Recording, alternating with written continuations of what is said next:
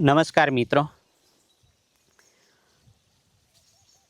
કચ્છની ધરતી પરના એક નાનકડા ગામની હૃદયદ્રાવક ઘટના. દીકરીના જન્મ વખતે જ એની માતાનું મૃત્યુ થાય છે. એ માં એની દીકરીને હાથમાં લેવા માટે પણ પામતી નથી. એ દીકરીને હાથમાં તેડનાર સૌપ્રથમ વ્યક્તિ એના બાપ હતા અને કદાચ છેલ્લી વ્યક્તિ પણ. એ દીકરીના દાદા દાદીને તો પૌત્ર જોઈતો હતો, એટલે એમણે એમના દીકરાને બીજા લગ્ન કરી લેવા માટે ખૂબ સમજાવ્યો, પણ એમનો દીકરો માન્યો નહીં.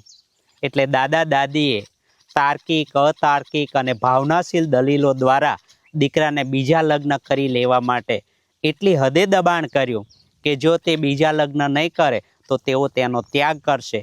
પણ એ બાપ તસના મસ ના થયા.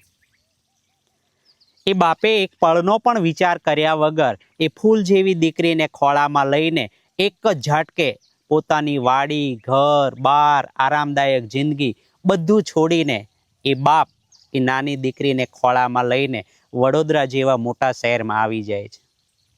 અને પછી એ બાપે એ દીકરીનો ઉછેર કેવી રીતે કર્યો હશે એની પ્રેમ અને સંઘર્ષભરી આ હૃદયદ્રાવક ઘટનાનો આખો વિડીયો તમે મારી યુટ્યુબ ચેનલ પર અથવા નીચે આપેલી લિંક પર ક્લિક કરીને જોઈ શકશો.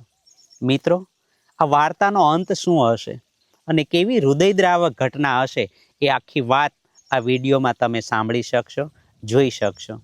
વાર્તા આખી ગમે તો લાઈક, શેર અને કોમેન્ટ કરજો.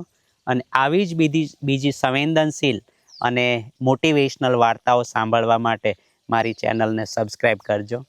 અસ્તુ, ધન્યવાદ.